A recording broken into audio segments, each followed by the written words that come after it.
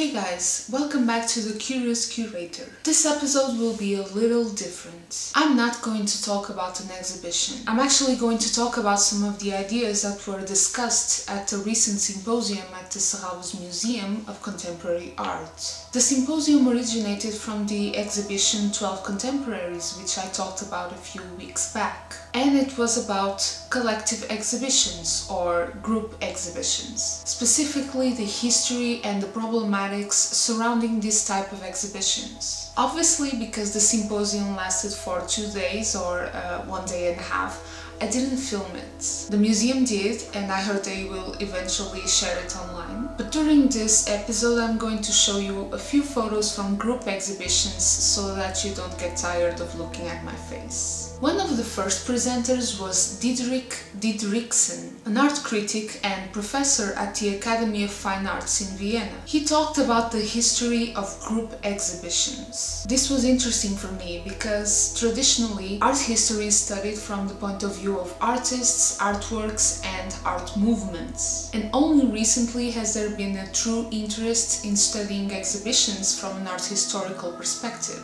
And that's important because the way an artwork is exhibited really influences the viewers or the audience's perception of that artwork. And that in turn can influence the course of art history itself. So Didriksen said that the history of group exhibitions can be divided into 3 periods. The first group shows were made by artists, before curators as we know them existed. And they were basically expressions of consensus. Artists who worked together or had the same outlook on life or art would get together and make a show. Maybe it had a theme, but quite often it didn't. The second period is about the exhibitions that would serve to illustrate a specific artistic position, like for example the Surrealists' manifesto. Still, no curators. In fact, he mentions Harold Zeman as the man who invented contemporary curating, and consequently as the impulse behind the third period, which starts in the 1950s or 60s and sees the rise of the syntactical model, in which a curator decides on a theme, which can also be a time or a place, and constructs an exhibition around it, selecting various artists that fit the mold, so to speak. And these artists, he argues, become subordinates to the exhibition's theme. He seemed to be quite critical of this, and it's easy to understand why.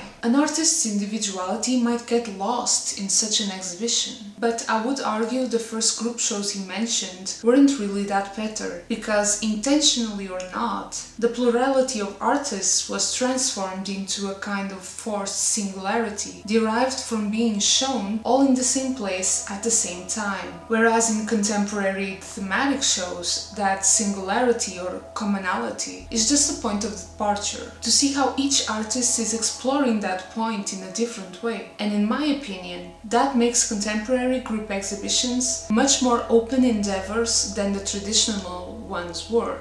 What do you think about this? Let me know in the comments. Other points that were touched upon in this symposium included the proliferation of biennials and whether they are making all other collective exhibitions obsolete. Some people argue that museums are now mimicking the strategies and models used by biennials because they have become the group shows par excellence. Making a group exhibition is always problematic because there will always be someone asking, why isn't this or that artist in this exhibition? And there will always be some important artist missing from the exhibition, either because the work wasn't available, or it was too hard to transport, or the artist didn't want to participate, or simply because no exhibition can possibly hope to include all the artists that are relevant to a single theme. But that raises the question, is it fair to include some artists and exclude others? And does this happen only on collective exhibitions or on another level on all decisions that museums make about programming?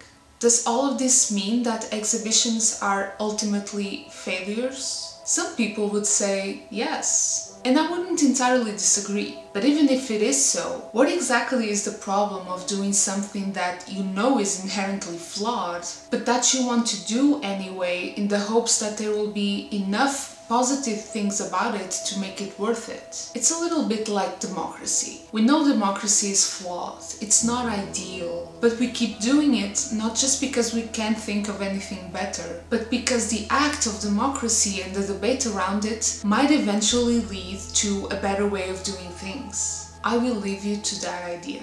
In the next episode, I will go back to talking about exhibitions, and it will be a good one. Thank you for watching, and if you haven't yet, check out my series about books, which I will link to somewhere in here. Leave a comment and subscribe. Bye!